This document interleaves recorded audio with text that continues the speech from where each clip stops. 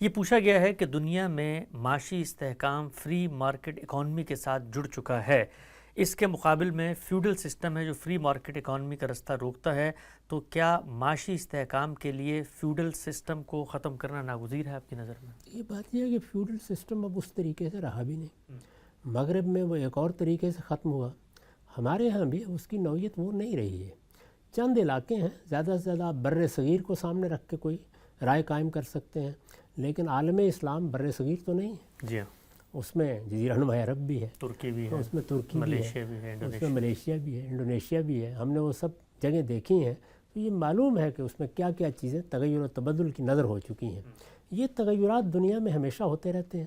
یہ جو اصول ہے کہ فلاں چیز کو ختم کرنا ہے، میرے نزدیک چیزیں کبھی ختم نہیں ہوتی، ریپلیس ہوتی آپ کو اصل میں ہمیشہ ریپلیس کرنا ہوتا بہت ہے. اہم اور یہ تدریجی عمل ہے، یعنی آپ قدری لحاظ سے بھی چیزوں کو دیکھتے ہیں اور آپ ضرورت کے لحاظ سے، آپ تجربے کی بنیاد کے اوپر ہونے والے تغیرات کے لحاظ سے، نئے علوم کے لحاظ سے، نئے معاشی وسائل کے لحاظ سے چیزوں پہ نظر ثانی کرتے رہتے ہیں. اب یہ دیکھ لیجئے کہ بڑی بڑی ذمہ داریاں ہیں، ان کے لیے ہم جب آنکھ کھول رہے تھے تو سوائے اس کے کوئی راستہ ہی نظر نہیں آتا تھا کہ اس میں مزارعین کی ایک بڑی تعداد بھرتی کر لی جائے. موجودہ زمانے میں اتنے تغیرات آ گئے ہیں کہ آپ فی الواقع بڑے بڑے فارم یہاں موجود ہیں، جا کے ان کو دیکھیے، یہی ضرورت ہے آپ کی. تو یہ سب چیزیں وقت کے ساتھ، حالات کے ساتھ تبدیل ہو جاتی ہیں. روزانہ ہم اس موضوع پر مضامین پڑھتے ہیں کہ جب انڈسٹریل ریولوشن ہوا تو اس نے کیا تغیرات پیدا کر دیے. اب ہمارے ہاں انفارمیشن ٹیکنالوجی نے کیا زمین و آسمان میں انقلاب برپا کر دیا ہے. اس وقت یعنی چند برس پہلے، چند برس بھی شاید ابھی نہیں ہوئے، یہ جو ہمارے ہاں آرٹیفیشل انٹیلیجنس ہے، مصنوعی ذہانت ہے، اس نے کیا تغیرات پیدا کی ہیں. ہم نے اپنی آنکھوں کے ساتھ دیکھا کہ کاتب حضرات کس طریقے سے 50 100 کی تعداد میں ایک اخبار میں ملازم ہوتے تھے، کہ اب بھی وہی صورتحال ہے. کمپیوٹر کی ایجاد نے کیا تغیرات پیدا کیے ہیں. تو اصل میں یہ جو وسائل، ذرائع ہیں، ان میں جیسے ہی تبدیلیاں آتی ہیں اس سے زمین و آسمان تبدیل ہو جاتا ہے. یہ تبدیلیاں ہیں جو کسی چیز کے خاتمے کا ذریعہ بنتی ہیں. ان کو اگر آپ احکام کے ذریعے سے ختم کرنا چاہیں تو بعض اوقات سوسائٹی کے نظم کو آپ مختل کر بیٹھتے ہیں، اور اس کا نتیجہ سوائے اس کے کچھ نہیں نکلتا کہ پھر 150 سال تک کسی قوم کو اس کی قیمت ادا کرنی پڑتی ہے. یہ بالکل وہی چیز ہے جو ایک زمانے میں ہمارے یہاں سوشلزم کا نعرہ لگا کر صنعتوں کو ذاتی تحویل سے نکال لینے میں ہوا. اس کا نتیجہ کیا نکلا؟ اس طرح کے معاملات کبھی بھی نہیں کرنے چاہیے. سوسائٹی جس جگہ آپ کو ملتی ہے اس کو وہاں سے قبول کر لیجئے، اس کو قبول کر کے دیکھیے کہ اس میں اخلاقی اقدار کن تغیرات کا تقاضا کرتی ہیں. اخلاقی اقدار کبھی قانون کا سہارا نہیں لیتی، وہ اپنے استدلال کی بنیاد پر، اپنی روح کی بنیاد پر، انسانی فطرت میں اپنے مقام کی بنیاد پر پیش کی جاتی ہیں. ان سے بہت سے تغیرات پیدا ہوتے ہیں. وہ تغیرات ہمیشہ تلقین، نصیحت کا تقاضا کرتے ہیں.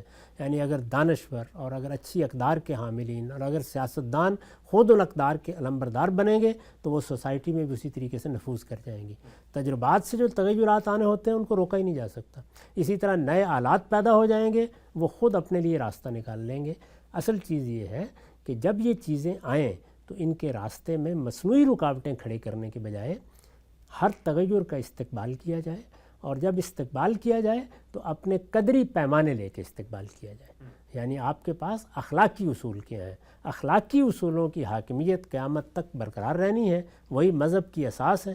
اگر آپ مذہب کو انسانی فطرت میں تلاش کرنے کے لیے جائیں گے تو آپ کو یا خالق کا تصور ملے گا یا خیر و شر کا تصور ملے گا. یہیں سے بنیاد اٹھائی جائے گی. تو یہ تو وہ حقائق ہیں جو ہر حال میں موجود ہیں. تو لوگوں میں بندگی کا شعور پیدا کرنا، تم خدا کے بندے ہو، اپنی اس حیثیت کو کبھی فراموش نہ کرو. تمہارے اندر جو خیر و شر کا شعور ہے وہی تمہاری زندگی کا حسن ہے. اس شعور حسن کو کبھی آلودہ نہیں ہونے دینا چاہیے.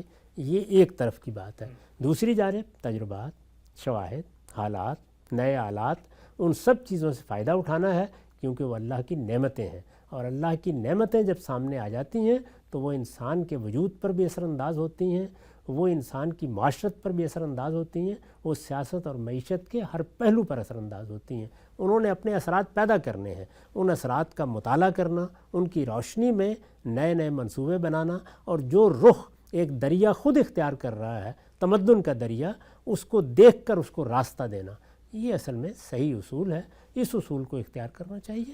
اس طرح کے نعرے انقلابی نوعیت کے پہلے کبھی نتیجہ خیز ہوئے ہیں، نہ اب نتیجہ خیز ہوں گے۔ نقطہ بالکل واضح ہو گیا۔ ہم سب آگے بڑھاتے ہیں۔ ہم سے پوچھا گیا ہے کہ انہوں نے کوئی آرٹیکل پڑھا ہے جس کے مطابق مسلمانوں میں جو سائنس سے دوری ہے اور جس کے نتیجے میں ان کے مطابق معاشیت میں استحکام پیدا ہوا، اس میں صوفیہ حضرات، تصوف یا غزالی کا کوئی کردار آتا ہے کہ ان لوگوں نے شاید اس کو بہت اونرشپ نہیں دی۔ اس پر آپ کا کیا نقطہ نظر ہے کہ معاشی استحکام اگر ہم حاصل کرنا چاہتے ہیں تو کچھ سوسائٹی میں نیریٹیوز بھی موجود ہیں، دینی نیریٹیوز بھی ہیں جو اس کی راہ میں رکاوٹ بنتے ہیں، تو کیا اس طرح کا معاملہ ہوا ہے ہمارے؟ ایسے معاملات ہر معاشرے میں ہوتے ہیں، بہت سے نیریٹو بلکہ میگا نیریٹو ہیں جو لوگوں کے افکار خیالات پر اثر انداز ہو جاتے ہیں۔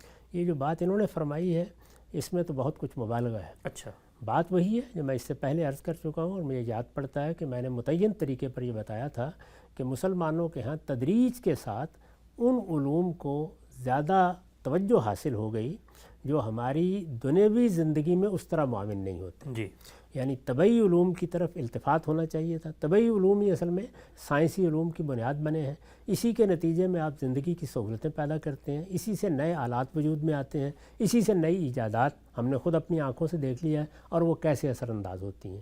اس معاملے میں غفلت ہوئی، اور دوسرے یہ ہے کہ فلسفہ اور تصوف یہ لوگوں کے لیے سوسائٹی میں مقام حاصل کرنے کا ذریعہ بنتے چلے گئے۔ ظاہر ہے کہ جو چیز یہ حیثیت اختیار کر لے، ذہانتیں اور اباکرہ اس کی طرف متوجہ ہونا شروع ہو جاتے ہیں۔ تو اس طرح کے عوامل دنیا کی ہر قوم کے ساتھ پیش آتے ہیں۔ ان کا مرثیہ پڑھتے رہنا، انہی کا نوحہ پڑھتے ہوئے لوگوں کو متوجہ کرنے کی کوئی ضرورت نہیں ہے۔ اس وقت کی صورتحال کیا ہے اس کا بالکل حقیقت پسندانہ جائزہ لیں۔ اس کا جائزہ لینے کے بعد جو چیزیں آج ضروری ہیں ان کے فروغ کی کوشش کرنی چاہیے۔ ہمارے لیے سائنسی علوم کو پڑھنا ضروری ہے، اس میں درک حاصل کرنا ضروری ہے، اس میں آگے بڑھ کر مختلف چیزوں کو اپنی گرفت میں لینا ضروری ہے۔ میں عرض کر رہا ہوں کہ مشرقی قوموں نے یہ سب آپ کے سامنے کر کے دکھا دیا ہے، چنانچہ یہ تو ہر حال میں ہونا ہے، یہ اللہ تعالیٰ کی بنائی ہوئی سنت ہے، یہی کار فرما ہے اس دنیا کے اندر۔ اسی طریقے سے ہم بہرحال ایک مذہب کے ماننے والے ہیں، وہ مذہب کے ماننا ہمارے لیے کوئی ثقافتی مسئلہ نہیں ہے، وہ ہمارے ایمان کا، ہمارے یقین کا مسئلہ ہے۔ ہمارے پاس اللہ کی کتاب کی ہدایت ہے، وہ ہدایت ہے جس کو اللہ تعالیٰ نے خود اپنی ہدایت قرار دیا ہے، وہ براہ راست اللہ تعالیٰ کے الفاظ میں موجود ہے۔ اس کو سامنے رکھ کر ہمیں اپنا قدری موقف طے کرنا ہے، یعنی ویلیوز میں ہمارا کیا موقف ہے، اخلاقی حادثہ ہمارے نزدیک کن حدود کا پابند ہے، اس کو بیان کرنا ہے، اس کو سمجھنا ہے، اور سوسائٹی میں اس کے نفوذ کے ذرائع تلاش کرنے ہیں۔ ایک کام قدری ہے، وہ بھی ان لوگوں کو کرنا ہے جو اس فن سے، اس علم سے دلچسپی رکھتے ہیں، اور دوسری جانب تجربات کی دنیا ہے، انسان اس سے سیکھتا ہے۔ اسی طرح دنیا میں اگر مختلف قوموں نے کچھ چیزیں دریافت کر لی ہیں، کچھ چیزیں ان کے ہاں متعین ہو گئی ہیں، کچھ تجربات سے گزر گئی ہیں، تو ہر ایک کو دوسرے کے تجربات سے فائدہ اٹھانا چاہیے۔ دنیا اسی طریقے سے کام کرتی ہے۔ خود مغربی قوموں کو مسلمانوں نے یونانی علوم منتقل کیے ہیں، اس لحاظ سے ایک کنٹریبیوشن ان کا ہے، ایک کنٹریبیوشن اب موجودہ مغربی قوموں کا ہے۔ اس کو انسانیت کے سفر میں دیکھنا چاہیے۔ اگر اس کو ہمیشہ مخاصمت کے نقطہ نظر سے دیکھا جائے گا تو سوائے اس کے کچھ نہیں ہے کہ آخر میں آپ ٹھنڈی آہیں بھریں گے اور تو کچھ بھی حاصل نہیں ہوگا۔ اس کو مسابقت کے نقطہ نظر سے دیکھنا چاہیے۔ مسابقت اپنی ذات میں ایک اچھا عمل ہے، یعنی آپ نے جائزہ لیا، آپ نے دیکھا، آپ نے جانا کیا چیز اپنانے کی ہے، کیا اختیار کرنے کی ہے، اور میرے قدری وجود سے کیا چیز ہم آہنگ ہے، یہ فیصلے کرنے اور بیدار دل کے ساتھ یہ فیصلے کرنے، یہ در حقیقت انسانیت کے لیے صحیح لایا عمل ہے۔